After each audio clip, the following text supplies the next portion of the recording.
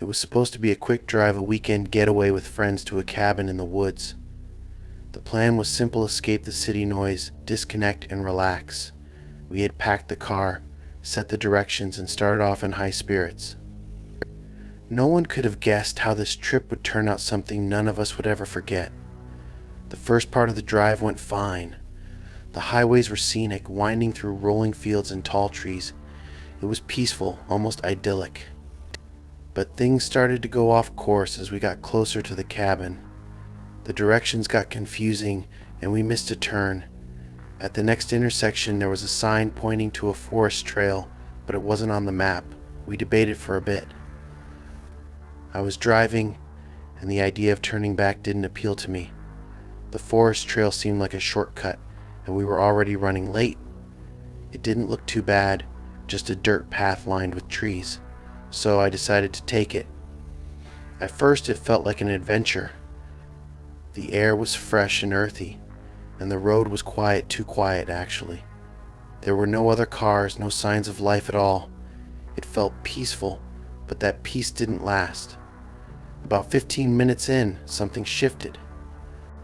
The trees grew denser, their branches stretching into the road like they were reaching for us. The light dimmed, even though it was midday. My friends who had been chatting fell silent. The road felt endless, winding through turns that all looked the same. I glanced at my phone, trying to check the map, but there was no signal. The GPS wasn't working either, just a blank screen like the road didn't even exist. I tried to laugh it off, saying it was probably just a bad signal, but no one joined in. The atmosphere in the car was heavy, like everyone felt something was off but didn't want to say it out loud. Lisa, sitting in the back, eventually broke the silence. She said we should turn around, that the road didn't seem right. I ignored her. We had to be close to the cabin by now, right? It couldn't be much further. But the road just kept going, twisting and turning. The trees seemed to close in even tighter, and the air got colder. A knot of unease started forming in my stomach, but I kept driving. Then we saw a sign, old and weathered, hidden in the overgrowth. It read "Dead End." I hit the brakes hard, stopping just before the road dropped off into a steep ravine. My heart was racing. The sign wasn't a joke. Lisa said again that we should go back, her voice shaking this time. I turned the car around, but that's when things got even stranger. The road didn't look the same. The dirt path we had driven on was gone, replaced by something darker and rougher. The trees seemed more twisted, their shadows deeper. Tom, sitting next to me, noticed it too. He asked where the sign had gone. I glanced back, and it wasn't there. The road behind us was empty, stretching into nowhere. Panic started to set in. I tried to retrace our steps, but it was like the road was looping back on itself. Every turn led us back to the same place. The trees around us seemed alive, their branches twisting into grotesque shapes. The air felt heavy, almost suffocating. Then we saw a figure standing by the side of the road. It was just there, watching us. Its features were obscured by shadows, but it didn't move. It just stared. Tom shouted for me to drive, but the car wouldn't move. My hands were shaking on the wheel, and my friends were panicking. The figure stayed there, unmoving, like it was waiting for something. Eventually it disappeared. One moment it was there, and the next it was gone. The road started to clear after that, and I finally got the car moving again.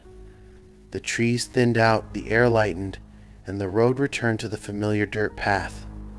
When we reached the cabin, no one said much. We were too shaken. As we got out of the car, something else hit us. The road we had just driven on, the one that felt endless and suffocating, it was gone. There was no trace of it. It was like it had never been there. That night, sitting around the fireplace, we heard something. A distant sound echoed from deep in the woods. It was low and guttural, like a warning. None of us dared to go outside. The next morning, we packed up and left as quickly as we could. As we drove back down the main road, I checked the map again. The road we had taken wasn't there. It didn't exist. Even now, I can't explain what happened. But one thing is clear: whatever that place was, it wasn't meant to be found. And maybe, just maybe, it didn't want us to leave.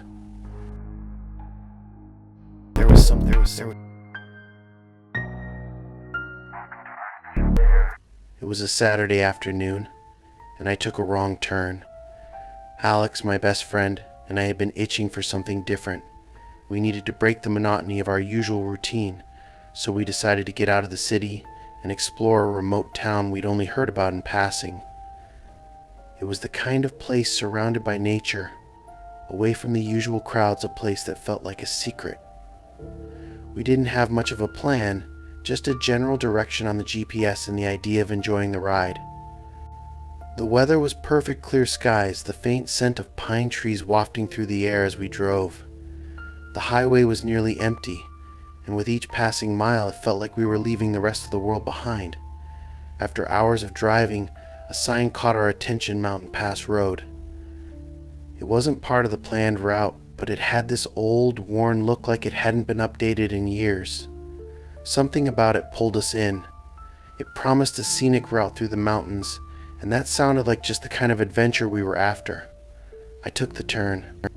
At first, it was everything we imagined: a narrow, winding road cutting through dense forests. We were excited, laughing and talking about how cool it was to be on a path that felt so undiscovered. The road got steep in places, and the car struggled a bit with the incline, but we didn't care. The higher we went, the foggier it became. It wasn't anything too heavy, just a light mist that made the atmosphere feel quiet and heavy. It wasn't long before I started noticing things were off. The road didn't have any markings. There were no signs for towns, no other cars, and nothing to suggest we were still headed anywhere. Just endless trees and the mist.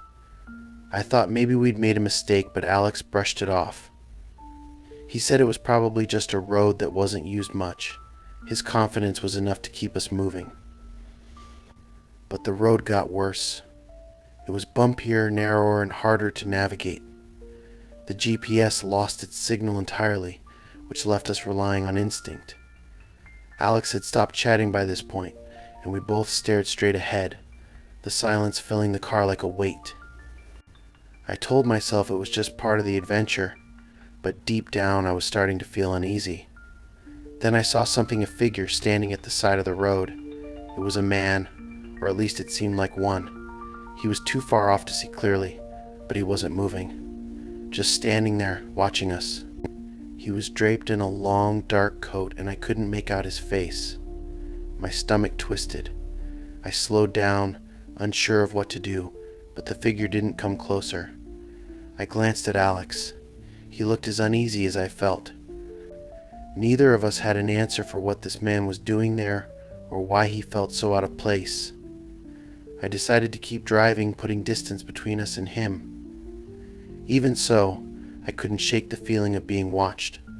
The road got worse. The curves felt sharper, and the fog thickened until visibility was practically nothing. At one point, I thought I saw something move in the mist, a shadow darting across the road. I blinked, and it was gone.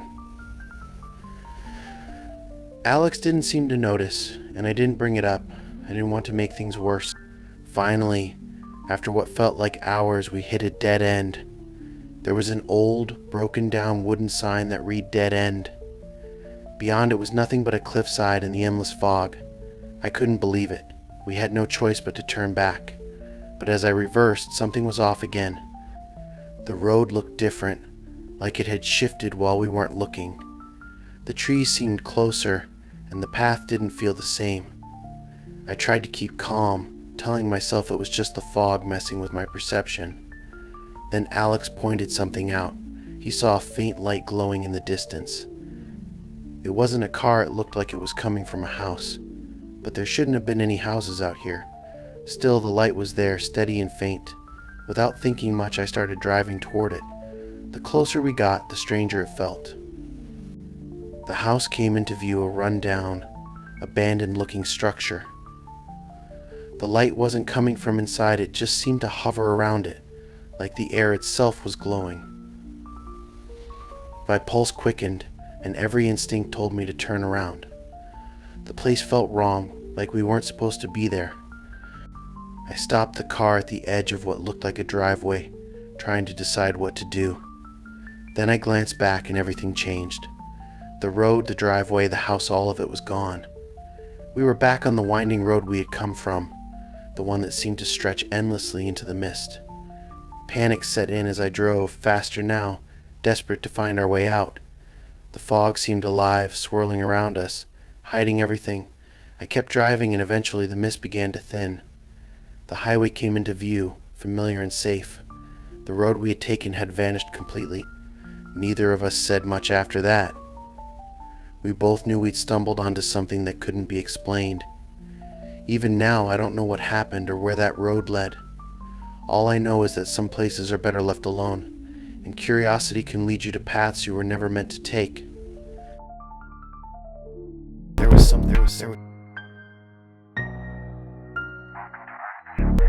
I'll never forget the day I decided to take the wrong turn. It was the kind of impulse that makes you feel reckless, but also alive. I had been driving for hours on a long solo road trip through the mountains, looking for something new, something different. The main road was lined with towering trees, stretching endlessly in all directions. I had seen the same stretches of road for miles, and the silence was beginning to wear on me. That's when I saw it. There was a narrow dirt road leading off to the left, partially obscured by thick vines and foliage. The sign that was supposed to point the way had long since faded away, but I could just make out the word lost. It seemed like an odd thing to put on a road sign, but curiosity got the better of me. I was tired of the same monotonous drive. I wanted something to break the routine, something unexpected. So without a second thought, I turned onto that path. The road was barely wide enough for my car to fit. At first, it felt like a refreshing change. The scent of pine filled the air, and the world around me became quieter, almost too quiet. The road was poorly maintained, with rocks and debris scattered across it. My tires crunched as I drove further, but I didn't mind. There was something oddly soothing about being away from the main road, just surrounded by the raw beauty of nature.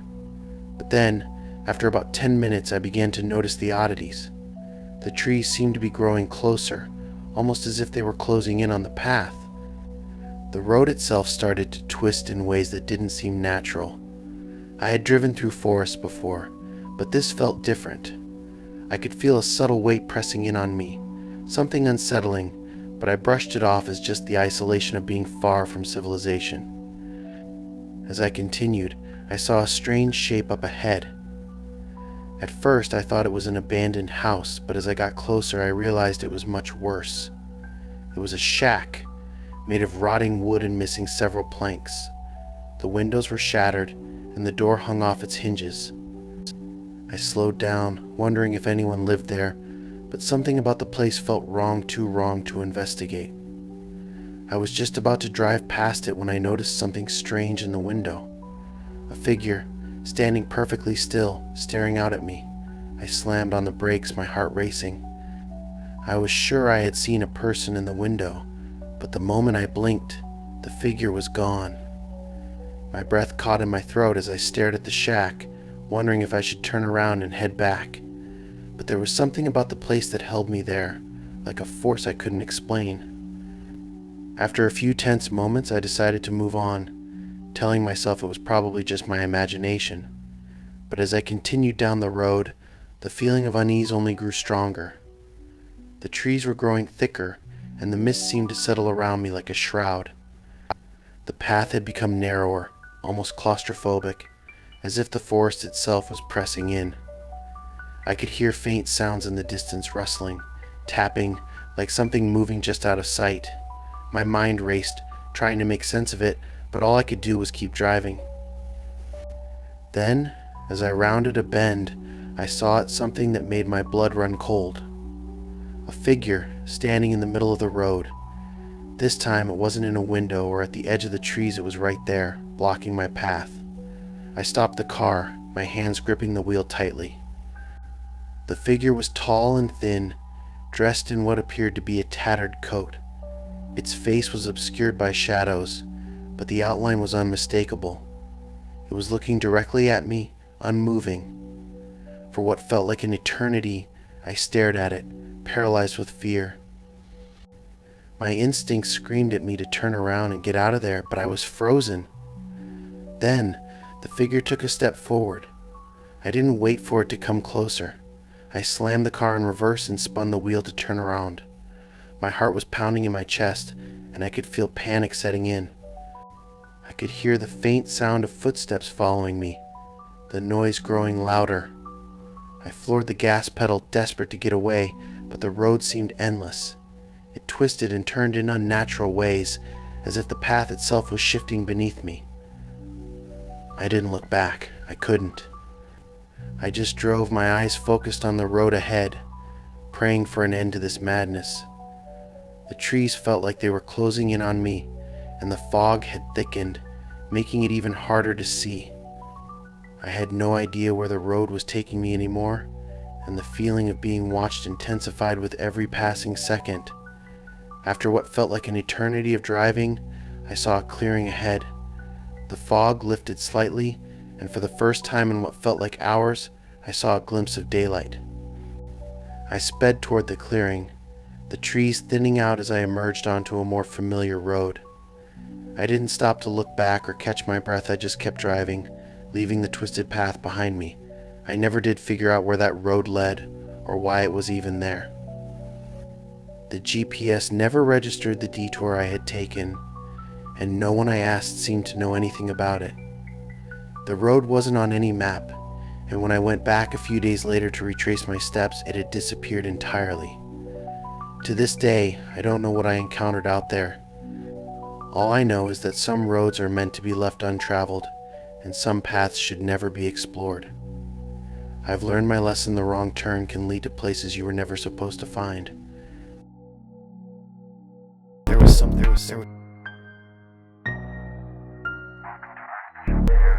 It was supposed to be a simple shortcut.